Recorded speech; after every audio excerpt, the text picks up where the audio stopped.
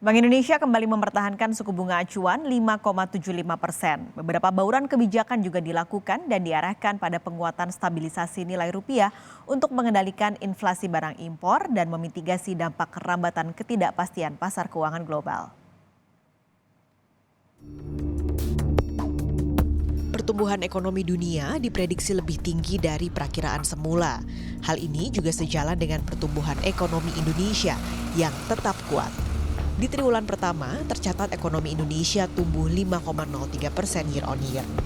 Kondisi tersebut jadi salah satu faktor pertimbangan rapat Dewan Gubernur Bank Indonesia pada 24 hingga 25 Mei 2023 yang memutuskan mempertahankan BI 7-day reverse repo rate sebesar 5,75%, suku bunga deposit facility 5%, dan suku bunga lending facility 6,5%. Keputusan mempertahankan BI 7-day reverse repo rate sebesar 5,75% ini konsisten dengan stand kebijakan moneter untuk memastikan inflasi inti tetap terkendali dalam kisaran 3 plus minus 1% di sisa tahun 2023 dan inflasi indeks harga konsumen IHK dapat segera kembali ke dalam kisaran sasaran 3 plus minus 1% pada triwulan 3 2023. Fokus kebijakan Bank Indonesia diarahkan pada penguatan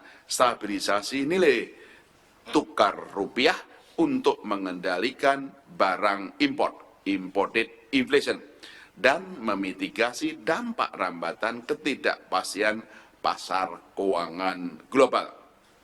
Kebijakan likuiditas dan makroprudensial longgar tetap dilanjutkan untuk mendorong penyaluran kredit dan pembiayaan serta tetap terjaganya stabilitas sistem keuangan. Untuk menjaga stabilitas dan mendorong pertumbuhan, Bank Indonesia memperkuat respon bauran kebijakan dengan jalan memperkuat operasi moneter untuk meningkatkan efektivitas transmisi kebijakan moneter, memperkuat stabilisasi nilai tukar rupiah sebagai bagian dari upaya pengendalian inflasi, terutama imported inflation, melalui intervensi di pasar falas dengan transaksi spot, domestic non-deliverable forward, serta pembelian penjualan surat berharga negara di pasar sekunder.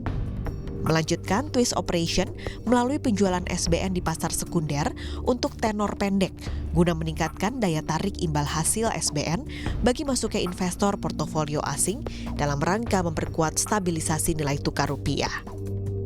Melanjutkan kebijakan transparasi suku bunga dasar kredit dengan pendalaman pada respon suku bunga dana pihak ketiga perbankan terhadap suku bunga kebijakan. Melanjutkan perluasan KRIS, mendorong akseptasi kartu kredit Indonesia melalui program Championship TP2DD 2023, memperkuat kerjasama internasional dengan Bank Sentral dan otoritas negara mitra lainnya, serta fasilitas promosi investasi dan perdagangan. Untuk mengendalikan inflasi, BI juga bersinergi dengan pemerintah pusat dan daerah lewat Tim Pengendalian Inflasi Pusat dan Daerah dan melanjutkan lewat program Gerakan Nasional Pengendalian Inflasi Pangan. BI juga memperkuat sinergi dengan Komite Stabilitas Sistem Keuangan atau KSSK untuk menjaga stabilitas makroekonomi dan sektor keuangan.